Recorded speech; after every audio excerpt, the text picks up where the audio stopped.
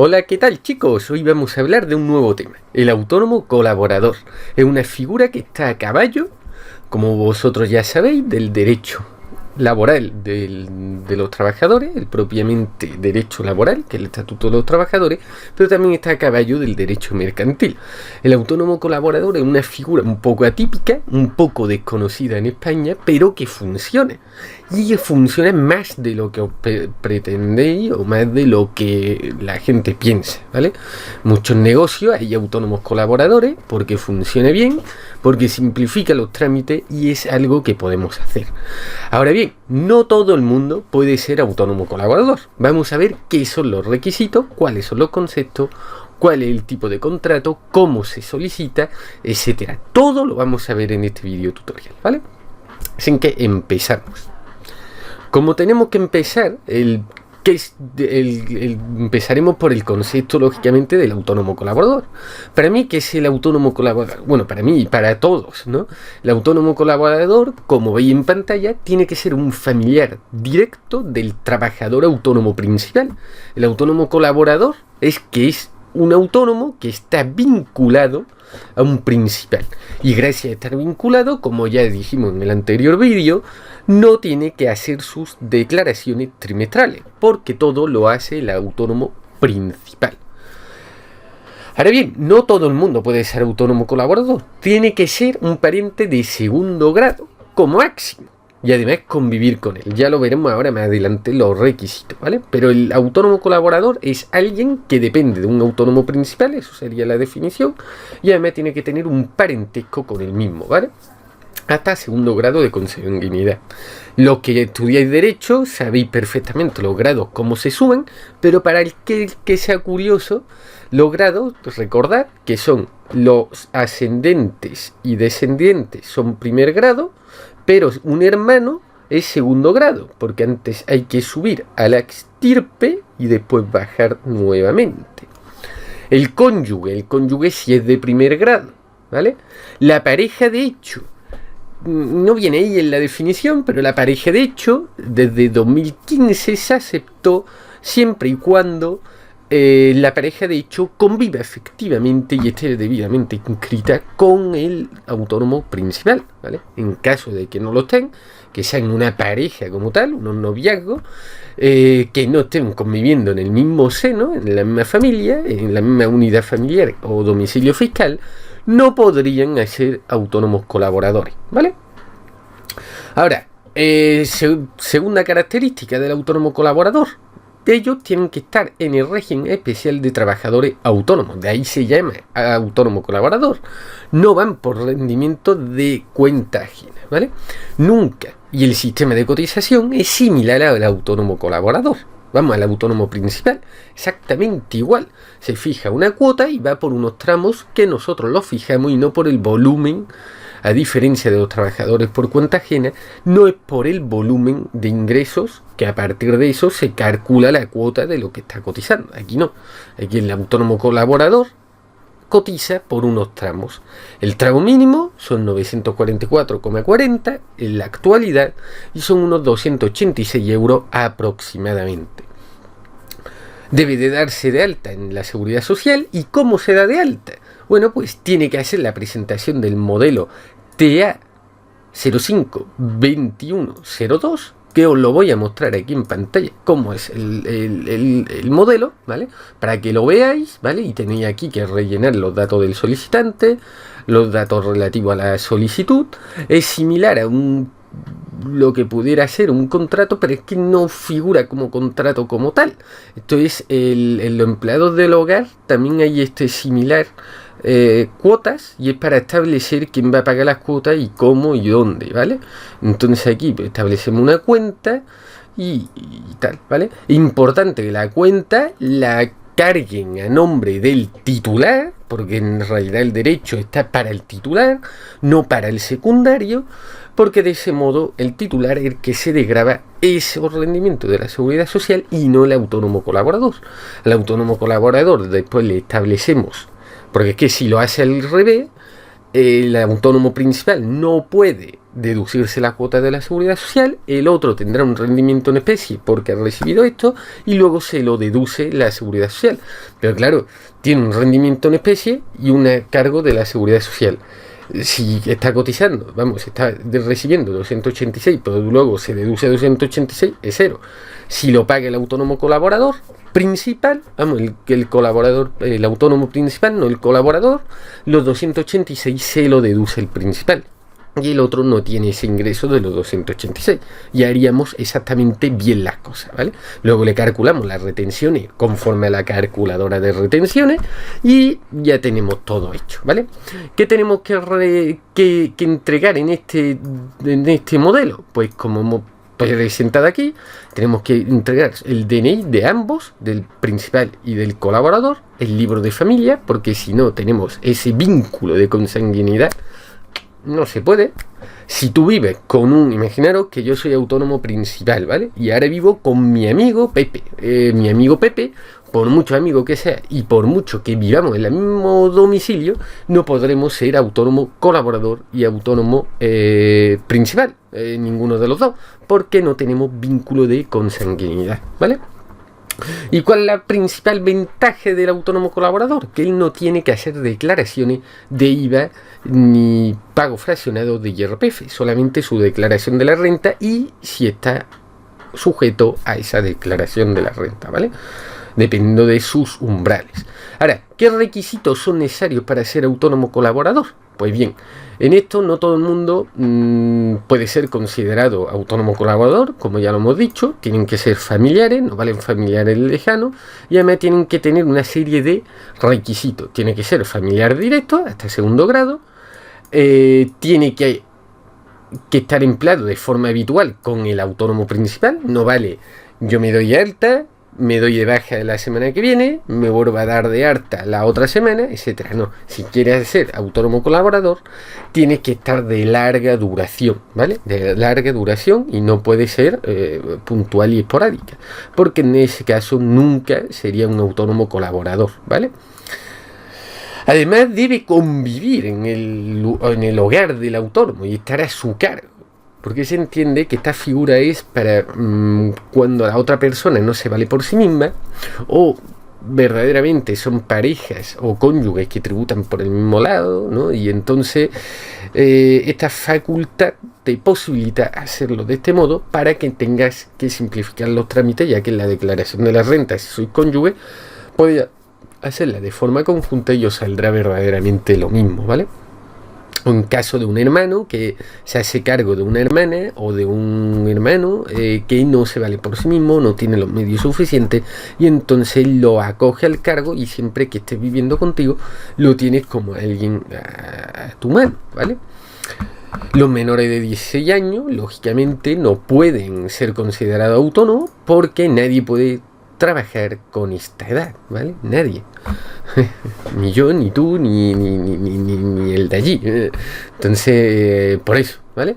Ahora, ¿cuáles son las obligaciones fiscales del autónomo colaborador? Pues nada, el IRPF final, que es la declaración de la renta. El resto no paga nada, porque lo tiene siempre que pagar el autónomo principal.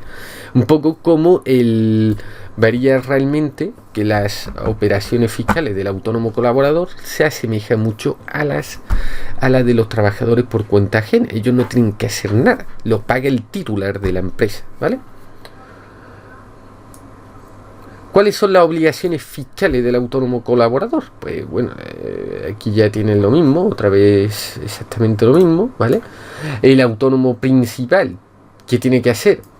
Pues tiene que pagar la nómina, ¿vale? Acorde a su categoría profesional, los seguros sociales, la seguridad social, pero aquí no hay TC1 y TC2, que ya lo veremos en el siguiente vídeo. Aquí no hay esos documentos. Realmente el recibo de la nómina, del autónomo, que cargarán a tu cuenta bancaria y tendrá el extracto bancario, ¿vale? Se puede domiciliar, de hecho se tiene que domiciliar y la cuota la vas pagando mensualmente a final de mes. Recordad, ya creo que lo he dicho por ahí en algún vídeo, pero como no recuerdo exactamente en cuál, la cuota del autónomo siempre la pagamos el día último hábil del mes, ¿vale? En este caso en el que estoy ahora mismo grabando, como es día 29, la pagaremos el día 28. Pero imaginaros que, el día 30, perdón. Pero imaginaros que el día 30 ha sido festivo, ¿vale? Imaginaros, o cae un fin de semana. Pues sería el último día, sería el 29. Por ejemplo, si nos vamos al mes que viene, el 31 es sábado inhábil, y entonces se cargará el día 30. Esta regla siempre la tienes que seguir, y ojo que siempre es la cuota, el calendario estatal, ¿vale? Si festivo en Andalucía, pero no en el resto de España, da igual que el día 30 sea festivo, que no lo es, pero imaginar, da igual, se te va a cobrar el día 30, porque la Seguridad Social no entiende de comunidad autónoma. Para todo igual, ¿vale? Ahora, ¿cuánto debe de pagar un autónomo colaborador de cuotas? ¿Vale? Aquí tenemos que matizar un poco lo que ponemos ahí en el folio, pero bueno, básicamente la cuota mínima del autónomo colaborador actual son 286,15 euros mensuales. Ahora bien, ahora me podréis decir, oye Enrique, pues yo realmente entre uno y otro estoy pagando 289, etcétera. Eso son cuotas atrasadas porque no estábamos cotizando el cese de autónomo anterior a unos años. Y entonces el gobierno nos ha obligado, fue bueno en el sentido que nos reconoció el cese de autónomo a todos los autónomos, estuviésemos pagando o no, pero claro, ahora tenemos que ir pagando esas cuotas por esa retroactividad, ¿vale? Entonces, básicamente son los 286, ¿vale? Podemos ponerle una cifra aproximada, ¿vale? Si son 289, entendéis que es más o menos lo mismo, pueden ser por atrasos que hayan habido por medio, y luego esa tarifa es la cuota mínima, ¿vale? Luego la puedes subir. Y los autónomos colaboradores también disfrutan de la tarifa plana o tarifa bonificada, ¿vale? Pero esta tarifa no empieza desde los famosos 60 euros, que después a veces se te quedan en 67 y luego la gente me pregunta que por qué. Porque hay distintas contingencias y tal y cual, pero bueno, que nos enrollan mucho. Lo que tienes que saber es que a veces se incrementa un poquito más la cuota, pues aquí ocurre exactamente lo mismo. Son 143, ¿vale? Los primeros 18 meses, no los 60, y después los 6 meses siguientes a los 18, 214,50 hasta que ya concluyen los 24 meses, ¿vale? Los 18 más 6, sé que ya sería esta cuota, ¿vale? ¿Quién la paga? Otra vez lo mismo, la paga el autónomo principal, ¿vale? Ahora, ¿se puede ser autónomo colaborador sin convivencia? No, la jurisprudencia lo dice determinado. Tienes que convivir, es un requisito indispensable que tienes que convivir con el familiar del titular. En caso contrario, no puede ser autónomo colaborador, ¿vale? Te lo tienen que quitar y tendrás que hacerlo, ¿vale? De hecho, no vale con la independencia de los hijos. Por ejemplo, esto es muy célebre, un padre contrata a su hijo como autónomo colaborador, a los 30 años se independiza y ya no puede ser autónomo colaborador porque ya no está empadronado, ya no reside, ya no convive con su padre. Entonces tendría ya que hacerse otra figura, ¿vale? Luego está el divorcio, la separación de hecho, etcétera, ¿vale? Todo eso se tiene que dar de baja como autónomo colaborador. Ahora, aquí preguntita que tengo. ¿Autónomo colaborador tiene derecho a paro? Eso es una palabra clave que he anotado ahí porque es de las más buscadas en YouTube, ¿vale? Entonces yo, pues, como el de las más buscadas en YouTube, tengo que irme a contestar vuestras preguntas, lo que más suelen hacer la gente aquí, ¿vale? Y tengo que deciros que sí, tiene derecho a paro actualmente porque el gobierno de Pedro Sánchez no obligó actualmente a que todos los autónomos, sean autónomos colaboradores, societarios o lo que sean, o principal, todos tienen que cotizar por cese de actividad. Como todos cotizamos por cese de actividad, en caso de tener que cerrar nuestro negocio, tiene derecho a paro. Lo que ocurre es que el derecho a paro del autónomo no es tan sencillo como en el trabajador por cuenta ajena. Tenemos que demostrarlo. Tenemos que demostrar que daba pérdida, tenemos que demostrar que no era rentable y tenemos que demostrar las cosas. Yo, por ejemplo, si tengo a mi hermana como autónomo colaborador, para que ella disfrute de ese paro, no para despedirla, tengo que demostrar que mi hermana, vamos, que el negocio no estaba dando rendimiento. Y entonces por eso prescindo de ella. Y entonces, en ese caso, ella sí podría cobrar paro. En caso de que se demuestre que el negocio no ha ido decreciendo, pues ella no podrá cobrar paro, ¿sabes? Entonces tienes que apechugar con tu normativa, ¿vale? Y ahora, una vez que ya hemos visto eso, quedan algunas preguntas que puedes tener en mente, que digas, bueno, ¿y esto cómo lo hago? ¿Vale? O cómo se hace. Imaginemos que queremos, como ya hemos dicho, el autónomo colaborador es una figura que está a caballo del régimen de los estatutos de los trabajadores y del régimen mercantil, porque realmente ni una ni otra, es una figura un poco atípica. Entonces, si queremos hacer un contrato de trabajo, no podemos hacerlo como tal, porque no se rige por el estatuto de los trabajadores. No podemos asignarle ningún tipo de contrato. Bueno, aquí estamos viendo la apunte que yo he hecho de derecho laboral, porque quiero ver una cosa con vosotros mientras vemos esto, ¿vale? Pero imaginaros que tenemos aquí los distintos contratos, ¿no? Indefinido, etcétera, etcétera. No podemos, porque esto es para el régimen general. Régimen especial del autónomo colaborador no puede suscribirse bajo ningún tipo de contrato de esto.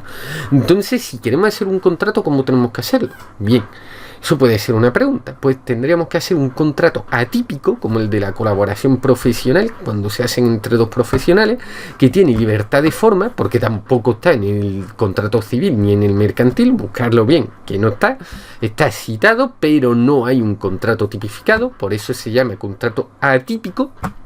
Tendremos que redactar: yo fulanito, yo menganito, etcétera, etcétera, nos reunimos aquí bajo la figura del autónomo colaborador, etcétera, etcétera, y estas serán nuestras obligaciones y estas son de esto. Lo que ocurre, que claro, como todos los contratos, sabéis que cuando existe libertad de formas, puede existir libertad de formas, pero no libertad de contenidos. El contenido se tiene que adecuar a nuestro derecho, a nuestro ordenamiento jurídico. En caso de que eso no esté acorde, esa cláusula se entenderá por nula de pleno derecho. Se puede tumbar todo el contrato o solo parcialmente. Son reglas del derecho civil que deberéis ya de saber muchos de vosotros, porque muchos son seguidores que estudian derecho y saben todas estas cuestiones por derecho civil en materia de obligación y contrato, o derecho mercantil en materia de derecho y contrato también, ¿vale? Ya tenemos el contrato también. Otra duda que nos puede surgir: ¿qué derechos y obligaciones tiene el colaborador con el principal? Porque claro, me estás diciendo, Enrique, que es un derecho, una figura que es un tanto atípica, porque está entre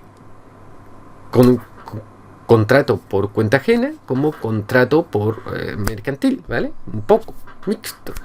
Pues bien, esto realmente guarda mucho silencio la administración, vamos, la jurisprudencia. No han habido muchos problemas referente a esto, un poquito como una laguna del derecho, porque realmente es normal que exista esa laguna, porque normalmente la relación entre ellos, como son parientes, no ser que haya un divorcio o algo así por el estilo, poquito van a rascar entre familiares, ¿sabes?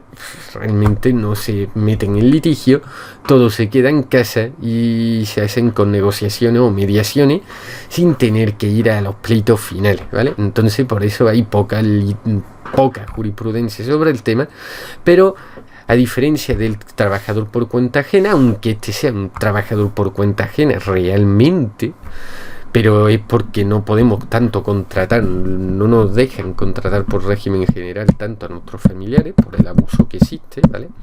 Para hacerlo tenemos que hacer uno escrito que nos lo apruebe la seguridad social, etcétera. No es tan fácil. Entonces existe esta figura del autónomo colaborador, pero claro, ¿qué pasa? Los derechos de los trabajadores aquí los tenemos. Los derechos de los trabajadores, también hay que saber que tienen los derechos fundamentales, todo, esto lo tienen todas las personas, ¿vale? Los del 14 al 31, pero también tiene libertad de ideología y religiosa. Como son fundamentales, lo tiene tanto el trabajador por cuenta ajena como el autónomo colaborador, evidentemente. Pero es que esto lo tienen todos, el jefe, el director, todo el mundo tenemos estos derechos, ¿vale? El derecho a la igualdad, exactamente lo mismo. La libertad de expresión y acceso a la información también. La dignidad humana e intimidad personal también. El derecho al honor y a la propia imagen también. Pero claro, luego hay otros derechos como el de los permisos de vacaciones, el de los permisos retribuidos, las vacaciones de los 30 días, que aquí hay un silencio en la jurisprudencia y tendré que fijarlo bien en el contrato, porque claro, los trabajadores por cuenta ajena, ¿cuántos días de vacaciones existen? 30 días hábiles, vamos, naturales, perdón, 30 días naturales. Entonces, ¿qué ocurre? Que todos sabemos cuál es el sistema de vacaciones por cuenta ajena, 30 días, ¿vale? Natural, un mes, básicamente. ¿Qué ocurre con el autónomo colaborador? Que la ley no especifica cuánto. Del autónomo sí se especifica. El autónomo son 15 días, ¿vale? Tenemos la mitad, aunque lógicamente como tú eres el empresario y tú tienes la libertad de establecer tu calendario, mínimo tienes 15, te lo tienen que respetar los clientes, no pueden demandarte por lo menos, pero tú puedes acogerte a más, porque era un contrato mercantil y tú estableces con tus clientes lo que quieras, siempre que y cuando lo notifiques, ¿vale?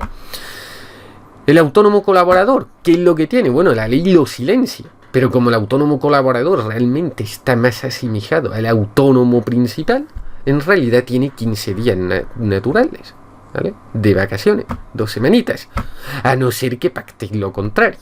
En el contrato podéis pactar lo contrario, en el contrato privado, sí. El contrato, recordad que todos los contratos se pueden mejorar a lo que hay en la ley. Podéis fijarlo 30 días, incluso 2 meses. Si queréis que tenga unas vacaciones retribuidas, lo podéis fijar, si ambas partes están de acuerdo, ¿vale? Otro problema que tienen los permisos por paternidad y maternidad lo tienen que dar, ¿vale? Ese es universal, porque ese tiene que acogerse y tendría que hacerse. Pero claro, el derecho de la promoción y formación profesional. Bueno, esto ya como lo comenté en el anterior vídeo, todos los trabajadores tienen derecho a ascender, a promocionarse, a crecer en su propia empresa, en la propia empresa que están trabajando, incluso en la sociedad laboral, a adquirir sus participaciones de la misma para tener participaciones, ¿sabes? El autónomo colaborador, claro, ¿qué pasa? Que este derecho en principio también lo tendría, filosóficamente hablando, pero ¿cómo lo materializa? La seguridad social no cotiza por la Fundae, con lo cual tendría que partir del autónomo principal, costear el curso en su integridad y después deducírselo. El autónomo principal también se puede quejar y puede decir, pues yo no te pago esto. Entonces, ¿qué ocurre? Que es un derecho típico, ¿sabes? No lo tiene, realmente ahí lo puede fijar por contrato. Sí, también puede fijar por contrato que cada X años el autónomo principal le tiene que costar una cuantía, una fijación de formación profesional.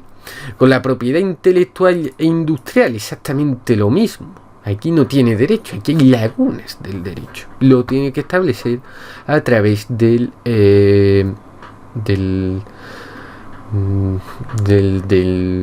contrato, ¿sabes?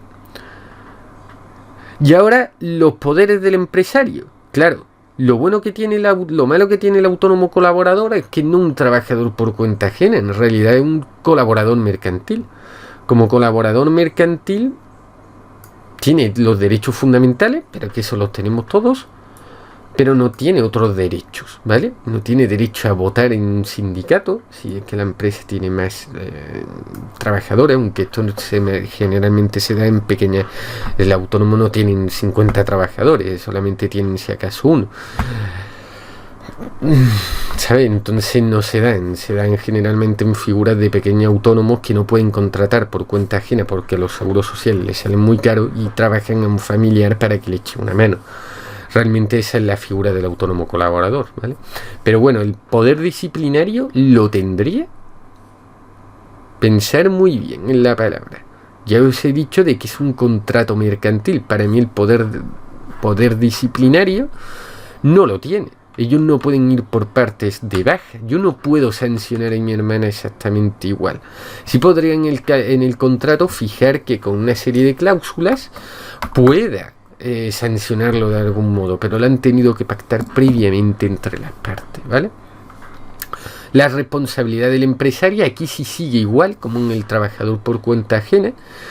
El autónomo colaborador es exactamente igual que un trabajador por cuenta ajena. Él nunca es responsable de sus actos. Todo lo que se cometa por parte de él, todo lo que él haga, está a nombre del autónomo principal, que es el empresario, y el autónomo principal responderá civilmente con todos sus bienes, independientemente que luego pueda perseguir al otro trabajador, pero es muy difícil, ¿vale? Tiene que darse unos supuestos para que eso suceda. Y finalmente lo que tenemos que decir, bueno, el salario es una obligación y un derecho al mismo tiempo. Una obligación para el empresario, tiene que pasar una nómina, ya la nómina la vimos, no vamos a repetir otra vez lo mismo del anterior video tutorial, porque es todo una lista de producción, pero tiene que pagar esa nómina mensualmente, ¿vale? Según lo que estipule en el contrato, siempre y cuando que el contrato no se columpie y vulnere los derechos que vengan en convenio colectivo. Imaginaros que el autónomo colaborador es de oficina, pues nos tendremos que ir si desarrolla actividades de administrativas, pues tendremos que ir en el convenio oportuno y decir cuánto cobra una administrativa de un despacho X, pues tanto. Pues si ella va a trabajar 2 horas, 3 horas, 4, pues le calculamos una prorrata de cuánto le va a salir a pagar el salario. Y le tenemos que ir pagando eso mensualmente. Luego nosotros nos lo podremos descontar, como ya enseñé en el Open Simulator en el anterior video tutorial, ¿vale? Y el tiempo de trabajo es de larga duración, nunca se estabiliza, no hay un contrato por duración, aunque nosotros lo podemos pactar, pero el autónomo colaborador es infrecuente que se pacte. Realmente no hay duración, un contrato que nace porque tú convives con esa persona y esa persona depende de ti mismo. Es rara vez que se tenga que pactar algo por escrito de una duración determinada, ¿sabes? ¿Cuándo terminará? Pues como hemos dicho antes, como tiene que convivir y depender económicamente de esa persona, desaparecerá en cuanto a este se independice realmente. Si se independiza, si migra, por ejemplo, el niño que dependía de su hijo, de su padre, se muda, pues ya no puede hacer no puede facturar por este sistema.